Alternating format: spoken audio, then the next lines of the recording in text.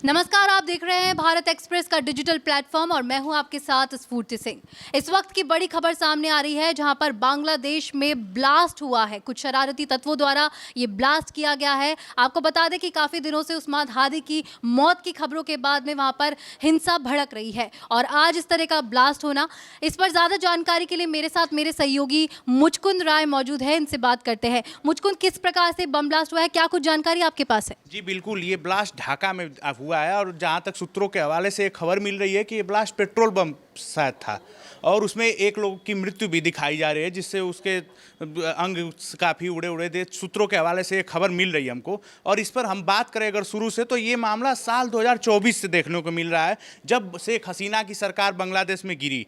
बांग्लादेश में शेख हसीना की सरकार गिरने के बाद वहाँ अंतरिम सरकार का गठन हुआ और यूनुस वहाँ के प्रधानमंत्री बने। यूनुस के प्रधानमंत्री बनने के बाद से ही बांग्लादेश में एक अलग तरह का माहौल देखने को मिल रहा है और भारत के विरोध में ये सब चीज़ें देखने को मिल रही हैं। और बाकी भारत के अन्य दुश्मन देश जैसे देखा जाए तो वो उसमें सपोर्ट करते हुए भी दिख रहे हैं। और इसी विरोध में अभी देखा जाए तो फिलहाल में उस्मान हादी ने विरोध प्रदर्शन किया और जिसमें उसकी मृत्यु हो जाती है सिंगापुर के एक हॉस्पिटल में। और वहाँ से फिर उसको लेके उसकी मृत्यु के बाद से दंगा भड़कता है। उस दंगे में एक दीपू दास नाम का हिंदू शख्स भी मारा जाता है और उसके मरने के बाद से हिंसा और भड़क जाती है। और अभी ये हिंसा भड़की ही थी तो अभी हाल फिलहाल में देखा जाए तो कल क्रिसमस का दिन भी है। क्रिसमस के एक दिन पहले बांग्लादेश में ब्लास्ट होना देखा जाए तो एक बड़ी तरह से उसकी हानि पहुंचाने की कोशिश की गई थी, लेकिन इसमें अभी तक सूत्रों के हवाले से खबर मिल रही है कि एक ही लोग की मृत्यु है। बाकी इसके लिए अब पुलिस जांच करेगी, क्या करेगी, उसके आगे सामने तथ्य आएगा कि क्या हुआ है। मुझको इसके अलावा ऐसा नहीं लग रहा कि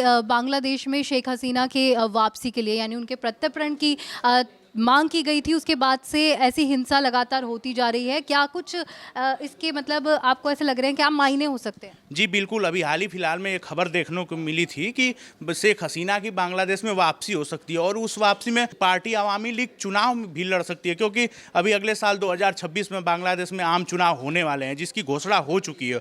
और इस चुनाव के घोषणा के बाद से ही देखा जाए तो हिंसा कुछ ज़्यादा ही भड़क गई और उस हिंसा के भड़कने के बाद से ये सब चीज़ें देखने को मिल रही हैं। अब देखना होगा कि शेख हसीना की पहले ये बम ब्लास्ट होता है, अब इसके जांच में मायने निकाले जाएंगे कि आखिर ये बम ब्लास्ट कैसे हुआ, क्यों हुआ, आखिर ये क्या विपक्षी किया अंतरिम सरकार का कोई या कोई जो रहा हो उसके पीछे। अब तो जांच का विषय है, जांच में निकल के आएगा। लेकिन शेख हसीना के प्रत्यारोपण से पहले ऐसा ब्लास्ट होना और इतनी बड़ी चीज़ें होना एक तरह से दिखाता है कि नहीं, शेख हसीना के लिए अभी बांग्लादेश पूरी तरह से मतलब उनको एक्सेप्ट करने के लिए तैयार नहीं है। अब जो भी हो उसको आगे की जांच। इसके अलावा वहाँ पर देखा जा रहा है जिस तरीके का माहौल अभी बना हुआ है, तो हिंदू विरोधी एकदम हिंदू विरोधी वहाँ पर प्रदर्शन किया जा रहा है। उपद्रव भी हमने देखे वहाँ पर काफ़ी हुए और माहौल काफ़ी गर्मा हुआ है, वहाँ पे गरमाया हुआ है माहौल काफ़ी।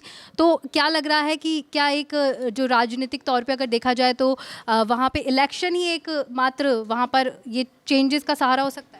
जी बिल्कुल, देखा जाए तो अंतरिम सरकार के गठन के बाद से, जैसा कि मैंने आपको पहले बताया कि अंतरिम सरकार के गठन के बाद से ही हिंसा भड़क रही है और यूनुस सरकार उसको काबू नहीं कर पा रही है, क्योंकि पर हर एक दिन देखा जाए तो उपद्रव बढ़ ही रहा है घटने की बजाय। बल्कि सरकार, अंतरिम सरकार इसके लिए दे भी रही है, बयान दे रही है कि नहीं ये हमारे कब्जे में है, हम इस पर गहनता से कर रहे हैं, काम कर रहे हैं, लेकिन ऐसा कुछ देखने को मिल नहीं रहा है और ये हिंसा भड़क रही है। अब ये हिंसा सरकार, नई सरकार बनने के बाद कम होती है या ज़्यादा होती है? चुनाव भी देखिए अभी है, चुनाव अच्छे से हो जाते हैं कि नहीं होते हैं, अब तो ये देखने का विषय होगा, क्योंकि ये चीज़ें आगे देखने को मिलेगी हम लोगों को।